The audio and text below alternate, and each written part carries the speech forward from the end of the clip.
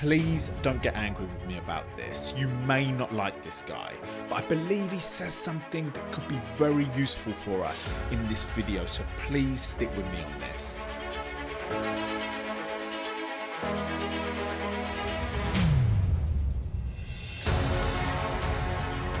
Okay, so Andrew Tate, he is blowing up all over the internet. Pretty controversial guy, pretty outspoken guy. He is sticking by his guns with what he says, and there may be a lot of people that are watching this that have come across him that just do not like him. For me, he says some quite outlandish things, but 50% of what he says, I disagree with. 50% of what he says, I really see some sense in. So that's why I just wanted to go through this video, because this video in particular, there's something in it for me. There's something that I think could be very useful for us in this video. So without further ado, let's just get straight into it, and I'm going to try to explain my points as the video goes through. You went viral for saying depression isn't real.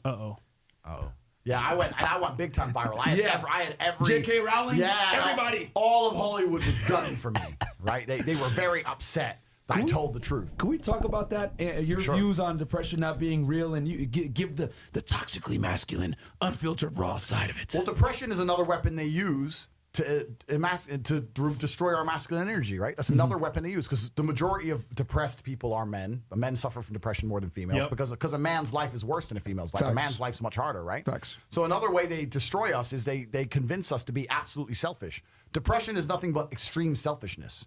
That's what I'm going to call it. And I'm going to tell you why it's not real in a second. But if you're depressed, you're living inside of your mind, you're obsessed with how you feel, you don't care about anything outside of yourself, and you're an exceptionally selfish person. That's all they're trying to do, is convince you and teach you to be extremely selfish. Let me tell you something. I'm going to say this right here, right now, because there's a whole bunch of famous people, Lincoln Park and whatever, they killed themselves. If you have children and you kill yourself, you're not a man. I don't care what you're feeling. I don't care how sad you are. You have children to take care of. You're going to embarrass your children. You're going to leave your children without a father. Andrew, can we say that one more time? Because you're sad. If you have children and you kill yourself, you were never a man to begin with. Okay, look. That is so crazy for him to come out with that, right? And anybody that's watching this that's never come across him will be thinking, Jeremy, why the hell are you doing this video? Stick with me, as I said at the start of this. Just stick with me. There's some other points later on that his philosophy here I want to chat about together. But look, you can see already by his persona, he is somebody who just believes in what he's saying. And if you never saw the interview that I did with Ripple Suicide Prevention, they would be absolutely horrified at what he's saying here, right? It's absolutely horrified. So I just wanted to briefly stop just to say, if anybody's never come across this guy's work, just hold on, right? He's a outspoken guy that just is saying some things, right? Just hold on. There's some more points I want to make as we go through this video. Absolute garbage. Facts. Garbage. And the only reason this crap happens is because of the acceptance of depression. People say that depression is stigmatized. It's the complete opposite. It's accepted now to the point where it's almost promoted. It's insane. Let me tell you something. Depression is not real. Feeling depressed is real. So you can feel depressed, but you feel depressed, and that is a natural biological evolutionary trigger for you to change something in your life. That's your own mind telling you you're unhappy about X. If I went to jail today, I'd be depressed because I'm in jail. Right. I haven't caught depression. I don't have a disease. I'm just upset with my situation. Yep. I have people message me all the time. I'm fat and I can't get a girlfriend because I'm depressed. I'm like, no, pancake lover. You're depressed because you're fat and you can't get a girlfriend. Do you understand? This is the point, right? So for a lot of people, your life is depressing.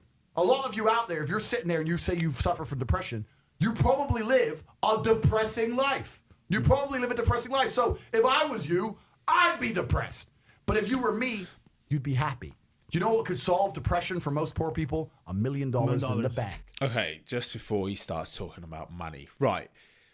I feel like it's undeniable that that little speech there about the whole get up and get moving on this his subject of depression is going to inspire some people. Some people are going to be mad at it because it is considered as a medical condition. I am not arguing either way of that. That's not the point of this video. But there is something that he said, right, which I didn't stop the video in time for that. Let me just find it, right? Just hold on for me. Feeling depressed is real. The acceptance of depression. People say that depression... Right, here we go, okay? The reason this crap happens is because of the acceptance of depression. People say that depression is stigmatized. It's the complete opposite. It's accepted now to the point where it's almost promoted. Okay, right. This was when I came across this on my YouTube channel and I listened to it, I was like, oh my goodness, what he just said there just resonates with me in a serious way. Right. One of the most common questions that I get asked when I'm doing these podcast features is, how did the sexual abuse that you went through when you were a child affect you? And I really get a strong sense that people are fishing for me to be like this. I can't do this now. I can't make friendships. I can't have intimate relationships. I've got trust issues. Now, I'm not saying that those are not common effects and responses of sexual abuse, but I feel like there's this almost surprise when I respond with, it gave me drive, right? It gave me a soldier mentality. It taught me that adults, not every adult around you can be trusted and that you need to go out and get your own. The only person that you can truly rely on is yourself. And if you're going to get anywhere here, you can't be... This is something that it taught me from a young age. And when I start to give that kind of answer, people are a bit like, oh. Like as if they want me to promote the dark side of it only. And I've just started getting a bit fed up about it.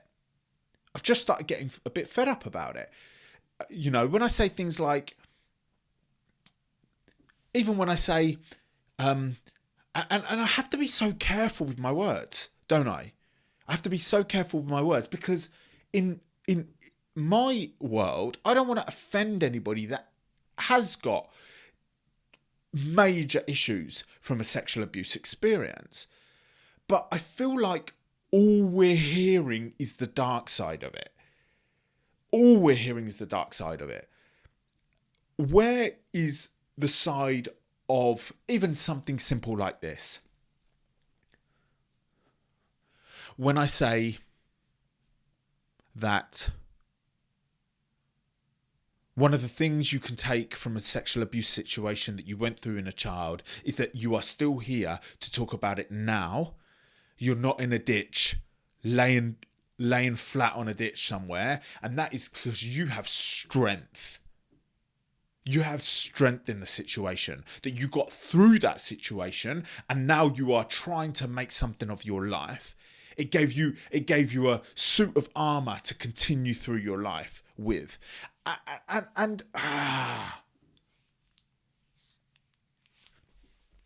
just don't want us to always talk about it in just only sadness and sorrow. Like only tears. Because one of the reasons why I will not do that, right? I will not do that is because all the youngsters that are now coming through the system, right? All the youngsters, and I'm talking about the 12-year-olds, the 13-year-olds, the 14-year-olds, who have been through their abusive situation some years ago and are not even in a place to be dealing with it at all. They're not of a maturity at all. They've just boxed it up and put it to the back of their mind, waiting for them to be in their 20s and 30s where they come to deal with it. When they come across us on social media only talking about the sadness and sorrow of what happened, do you think that's programming them in a way that when they deal with it, they're only going to think about the sadness and sorrow? As essentially, we are role models. We need to show the young people how this situation can be dealt with so that it doesn't push you into the ground. I've just got really angry, right? I can feel myself feeling angry about it. It's not anger, it's frustration. Let's continue with this video, right? And see what he's saying. Let's go to... Everyone loves him. How could he possibly kill himself? Okay. Acceptance of weakness. When you accept anything, but if that's true, why do I'd be depressed? But if you were me, you'd be depressed. But if you were me, you'd be happy. Do you know what could solve depression for most poor people? $1 million in the bank. Yeah. Boom. So how is it a disease? So when I say this to people, most of them agree and they go, okay, but if that's true, why do famous people kill themselves? And I say, well, I know you think you outsmarted me, but I'm Andrew Tate. And I have the answer. The reason is twofold. This absolute acceptance of depression and acceptance of weakness. When you accept anything, to a degree, you're promoting it. Weakness is promoted now in men, right? Yeah. So let's take Robin Williams as an example. Robin Williams killed himself, right? Okay. I just want to stop it one more time because I want to pull out the bits of the video that are the reason why I wanted to do this video. Acceptance of weakness, acceptance of defeat. Sometimes when I hear the stories, it's only sadness and sorrow all the time. It's tears and it's I can't move, I can't handle this, and I can't do this, and because of what happened, I can't form this because of what happened. It's like the acceptance that that's just going to be your life, and that's it. You know, there's no turning back from this. Like, it's only going to be the downfall because I was sexually abused as a child. And I just don't think that's encouraging for the young people coming through watching us talk about this. I don't think that's very inspiring. It's almost like, you know, a 15-year-old girl that was abused when she was 10 years old, who's now 25 and has started looking into who else is speaking out and just sees us talk like that. She's just going to go down that road most of the time, the majority. It's like, I don't want to accept it as the thing that ripped my life apart, you know? And maybe, you know what, maybe I am the fortunate one. Maybe I am the fortunate one. I was fortunate to work for a company in engineering that supported me, and I had good friendships, and I had a close community of friends around me. I grew this kind of confidence in my teenage years. Maybe I am one of the fortunate ones. And trust me on this, I've thought about that a lot before, and that's one of the reasons why I do what I do online, because I feel like maybe I am fortunate at the reaction that I had, but I just don't want it to be like a one-track destination for anybody that's been through sexual abuse in their childhood. Because it's not like this just few and far between, yeah? It's not like this, it's just few and far between. There's millions of people that are still going through their life and are coming up to dealing with what happened. Robin Williams, right? Famous. He could be banging 19-year-olds for the rest of his life. Multi-millionaire. Everyone loves him. How could he possibly kill himself? I'll tell you why.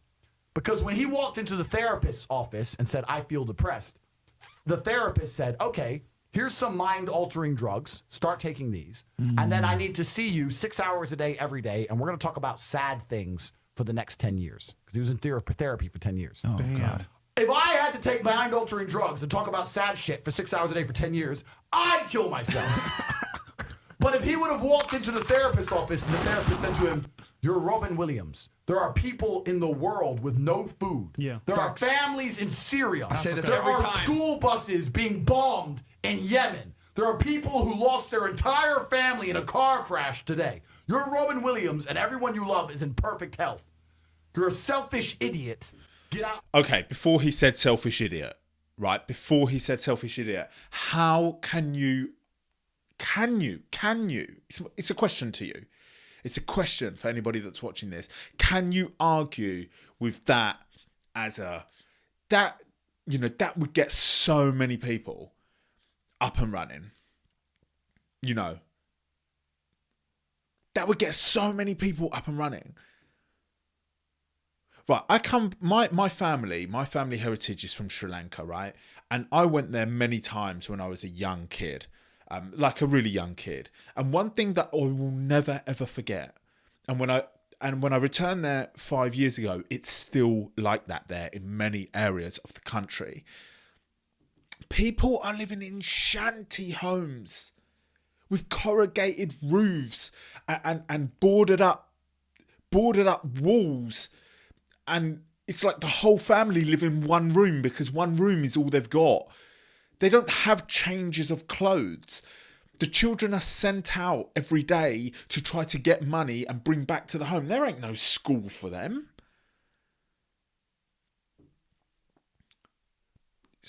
There's countless children on this planet that don't eat every day. They've got ribs showing because they don't eat every day. And for me personally, that's a fantastic reminder to let me know that, yes, something disgusting and horrific happened to me when I was a child. But hang on a minute. Yeah? That happened to me when I was a child. I had nothing to do with it. I got caught up in a situation. So what am I going to do about it now? Sit around with my head in my hands crying? Or get up on my feet, move forward, and show these youngsters that isn't going to break them. That's not going to break them. And to talk to all these adults out there that don't want to talk about this and let them know that they need to get their kids informed, that schools need to step up here and get all the children educated and informed so we reduce the risk of this continuing to happen. Can I achieve that if I'm sitting at home on my chair with my head in my hands crying every day? I'm sorry. I just feel so drawn. Towards this. This isn't about me anymore. Right? This isn't about me anymore. Yes, I tell my story, and I tell my story, let's say, frequently on my social media pages, because I want to use it to let men know that they can speak about this if they wish to, and there's strength in doing so, right? But this isn't about me, and this is about future. This is about the future generations. That's what I'm trying to get at. This is about the future generation. This is larger than my story, your story even. We need to take what happened and learn from it and make sure it doesn't happen in the future. We can't do that if we're only talking about tears. My office. Get some. I just want to. Let's just go back just 20 seconds, 30 seconds. But if he would have walked into the therapist's office and the therapist said to him, "You're Robin Williams. There are people in the world with no food. Yeah. There Facts. are families in Syria. I say this there every are time. school buses being bombed in Yemen. There are people who lost their entire family in a car crash today. You're Robin Williams, and everyone you love is in perfect health. You're a selfish idiot. Get out of my office. Get some balls." Bam. He'd still be alive today. The cure made it worse. And this whole society of accepting depression, as soon as someone's depressed, instantly go to them, "Oh, poor you. It's okay. We know you can't help it. You can't help it." Why are you telling people they can't help it? Why are you reinforcing that mindset in people? If you come to me and say you're depressed, I say, "I will fix you." And you know what's crazy? When I said this depression thing wasn't real, do you know how many people stuck up for depression? You don't understand. I'm depressed. Depression's real. I was like, if it's so horrible, why are you defending it? You sound like it's PR team. Why? Like, what? I thought it was ruining your life, but you are desperate for me to believe in it. You want me to believe in it. You're sticking up for it. You're defending depression, trying to convince me it's real because it's your cure-all excuse for failure. When you're depressed, you can fail in every human metric. I fail at everything, but I'm depressed. It's not my fault. No, you're a failure. That's all you are because you're not trying very hard. If you live in a house, I say this all the time. This is the reason I don't believe in depression. Because I don't believe in depression, I cannot become depressed. Bam. No matter what the worst thing that could possibly happen to me on earth, I will feel sad. But I will recover and I will not become depressed because I don't believe in depression. If you're in an old haunted house, right? You have two people in two haunted houses. One believes in ghosts and one doesn't. You hear some noise in the night. The wind blows, right? The man who believes in ghosts is like, oh no, a ghost. Now he's scared, right? He wants an exorcist. He can't sleep. He's scared about ghosts. He's paranoid. The guy who doesn't believe in ghosts goes wind, whatever, and goes back to sleep. Do you understand that it's the belief that gives it power? Right. If you look, the whole depression thing that he's talking about here, you know, his views on what depression is or what it isn't in his mind, I'm not interested. Okay, I'm not interested in that. It's not my point, and I hope now we're into this video now, and I hope you can understand where I'm coming from here, right? If there's no belief that we can't do something very clever with our stories for future prevention, then we're never going to do it. And it's not about us anymore. Our situation has happened. It's over. It's finished. Right? Now it's about the kids, the younger generations who are being abused right now. Millions of people in every country. Millions of 5-year-olds, 7-year-olds, 10-year-olds, 15-year-olds are being exploited, molested, taken advantage of for their childlike nature. What happened to us is over. It's no more. It's not happening anymore. We need to deal with the situation, and we need to move forward to make sure, because this is what we would have wanted when we were kids. But when we were kids, back in the 70s, 80s, 90s, whenever you were born, none of this, nobody had taken this by the scruff of the neck. Everybody was scared of it. Nobody had taken this by the scruff of the neck. What are we going to do about this now?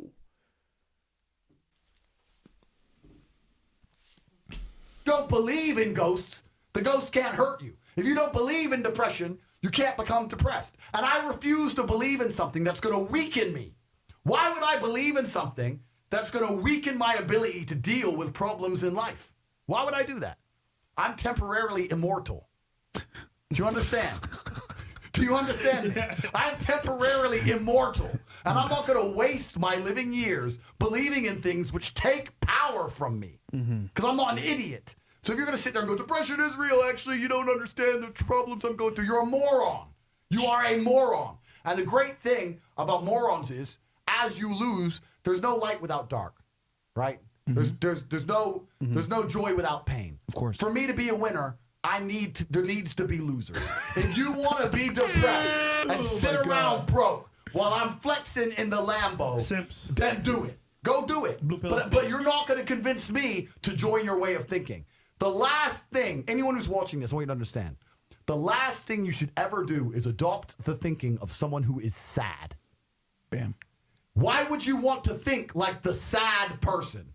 I'm sad and I'm semi-suicidal. You should have the same views and beliefs as me.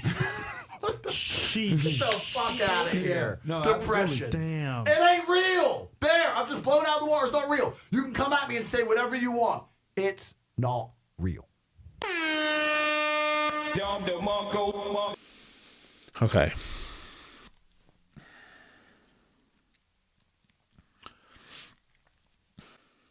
I'm sorry I got so angry about it all. It's not angry, is it? It's not that I got angry.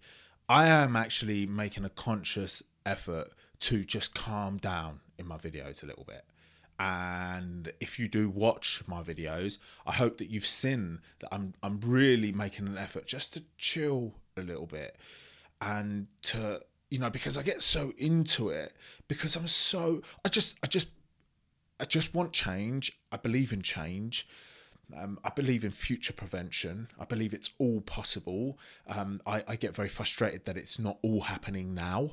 And maybe sometimes that frustration and eagerness and impatience comes out in the way I behave when I do these videos. So I'm trying to change that, but you know, maybe I'm actually reflecting this guy's energy in some way with the way I've behaved on this video. But I just don't want this to only be about sadness and sorrow, because we're just not going to get anywhere. And I'm going to say it again. Like, we ain't got time for that. There's no time for that. There's no time in hanging around that negative energy 100% of the time. It's not productive. And we're talking about, again, I'm going to say it, the 5-year-olds, the 7-year-olds, the 13-year-olds, the 16-year-olds whose bodies are being taken advantage of by adults who get sexually aroused by that. That's what it's about. That's the priority. Let's sort us out later, right? Let's work the list of priorities. Number 1 is the children. Then it's us. Okay, I've got to end it there. I've just got to end it there. Otherwise, I'm going to keep going on about this. I apologize again, right? If it was too much. I apologize if you don't like this guy and he said things that have offended you. But I feel like there's some of that philosophy in that video that's going to be useful for us to move forward. Thank you.